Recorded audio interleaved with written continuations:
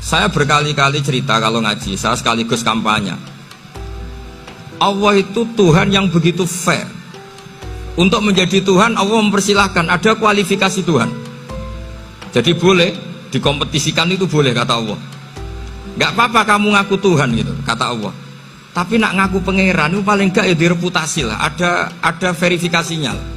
Dimulai dari apa? Ya kalau jadi Tuhan itu setidaknya bikin langit bumi lah, aturannya gitu.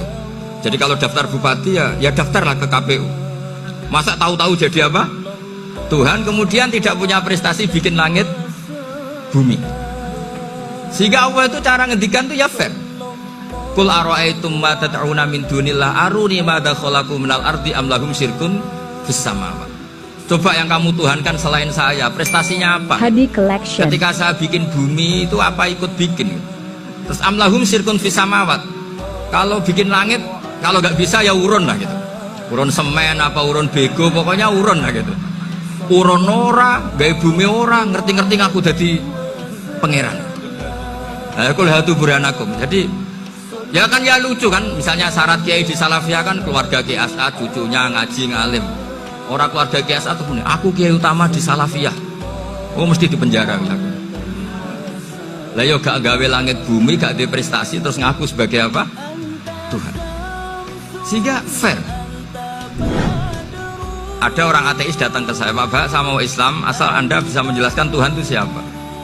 Terus saya tanya, ini ngajak goblok-goblokan apa pinter-pinteran, kata saya. Terus dia jawab, ngajak pinter-pinteran Pak, saya ini doktor katanya. Maksudnya di akademiknya dia doktor, mungkin jurusan matematika atau apa, tapi di ketuhanannya jeblok. Terus tak tanya, kalau ini ada kertas, kamu suka ada rumusnya apa suka ada? Ya suka ada rumusnya. Kenapa ada kertas? Ya karena ada yang bikin. Nah kira-kira berstatus membikin atau membuat itu sesuatunya maujud apa enggak? Ya pasti maujud lah, pasti ada. Ya sudah, anggap Tuhan itu adalah sebab dari semua yang ada. Masa alam yang seperti ini, langit dan bumi ini maujudat, kemudian kamu katakan kholaqohal adam, bahwa alam raya yang maujud ini diciptakan oleh ketiadaan. Ya juga, berarti Tuhan itu ya. Ya itu yang namanya Tuhan. Lah mulai dulu kiai-kiai ngomong gitu kan saya Islam katanya. Jadi kiai-kiai itu kadang-kadang kalau dakwah pokoknya KBU juga Tuhan. Beda dengan dakwanya orang-orang mantek. Orang-orang mantek itu kan nggak pernah nyebut Allah. Ini alam hawadis, labudamin muhdis. Meskipun mereka, nah muhdis ini menurut Islam namanya Allah, tapi sebetulnya kan nggak langsung bilang Allah. Jadi tak kasih tahu, alam raya ini maujud gak? Ya maujud Pak. Bisa nggak sesuatu yang nggak ada menjadi faktor wujudnya yang ada? Ya tidak bisa, namanya nggak ada itu nggak bisa jadi faktor. Nah itu hebatnya ulama-ulama kita ketika mengenalkan Allah itu siapa? Zat yang wajibil wujud. Jadi kita ini kalah pinter be ulama-ulama dulu.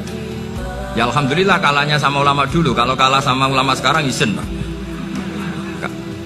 Jadi ulama dulu sudah pinter. Pasti pertanyaan dasar manusia, hadil maujudat itu man kholaqoha, siapa yang menciptakan? Kalau kamu langsung jawab Allah atau Tuhan, mereka pasti tidak nerima. Ya jawab saja, hadil maujudat mesti kholaqoha maujudun. Nah berhubung maujud ini berstatus pencipta, harus super. Nah super ini oleh ulama disebut wajibul wujud atau musabbibul asbab, yang oleh Islam dinamai Allah. Tapi kita langsung ngomong Allah, ya mesti aja bingungkan kan bagi yang bingung maksudnya. Ini yang terakhir saya beri contoh. Terakhir ini penjelasan Quran. Dulu orang kafir itu cara berpikir itu begini, Muhammad, urusan kita ini banyak, problem kita banyak. Masa iya urusan yang banyak ini cukup dengan satu Tuhan? Kalau problem banyak ya Tuhannya harus banyak. Ada Tuhan pohon, Tuhan hujan. Ya kayak Cina itu ada Dewi Kuan Im keberuntungan, ada yang sial, yang pokoknya diurus yang banyak lah. Maka mereka bilang aja'alal alihata ilaha wahida inna hadza la syai'un ujab. Ini aneh, urusan banyak kok Tuhannya satu, ini aneh lah. Tapi Nabi secara sabar, dan yang diomongnya orang kafir, tidak anak Mahatali, orang kafir. Jadi nanti kalau anak Mahatali gak paham Quran kebangetan, orang kafir saja paham. Akhirnya Nabi secara santai, secara rileks memberi penjelasan gini. Kalau Anda menjadi buruh Kalau orang Arab dulu bilang abdan. Kamu suka nggak punya majikan banyak, perintahnya beda-beda, semuanya memaksa kamu untuk nurut. Sama punya majikan satu yang baik. Ya nggak suka lah Muhammad kalau majikan saya banyak, semuanya berhak merintah saya, tidak enak. Majikannya satu saja. Terus kata Nabi, Tuhanmu itu majikan kamu. Kalau Tuhannya banyak, kamu bingung. Berarti perintahnya banyak. Akhirnya mereka paham. Dan itu segampang itu Allah memberi penjelasan. Daraballahu mathalan rajulan fihi syuraka mutasyakisuna wa rajulan salamal lirajul. Hal yastawiyani masalah? Alhamdulillah. Langsung diberi analogi. Kalau kamu jadi buruh, punya majikan banyak yang perintahnya beda-beda. Kemudian jadi buruh yang majikannya satu, kamu milih mana? Ya milih satu Muhammad. Ya sudah. Kalau Tuhannya banyak, perintahnya banyak, kamu juga bingung. Langsung menjadi faham. Nah, ketika ada orang tidak ikhlas, Nabi cara memberi penjelasan juga gampang. Misalnya saya dikasih uang Gus Azaim 1 juta. Kemudian matur nuwun saya sama Pak Afif, aneh gak? Saya ini orang aneh gak? Orang aneh gak? Itu Nabi kalau mencontohkan orang tidak ikhlas gitu. Kata Rasulullah, orang tidak ikhlas itu sebagaimana orang beli budak. Min kholisi malih, budak itu dibeli dari uangnya sendiri. Kemudian fa'amila hadal abdu, budak ini kemudian bekerja dan a'tohullatahu, hasilnya dikasihkan sama orang lain. Terus Nabi memberi percontohan, ayasurrukum ayyakuna abdukum kadzalik. Apa kamu suka kalau budak kamu seperti itu? Dulu orang-orang dulu kan beli budak untuk disuruh bekerja, terus disuruh setor apa hasilnya. Jadi budaknya kamu yang beli, yang biayai. Kalau sekarang mungkin nggak ada budak, gini lah.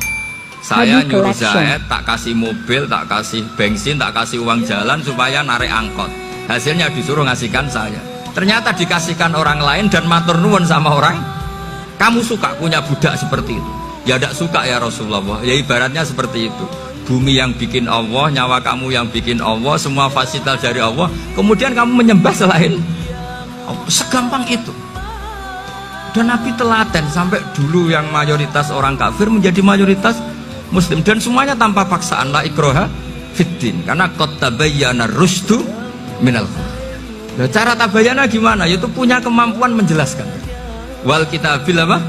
Mubin.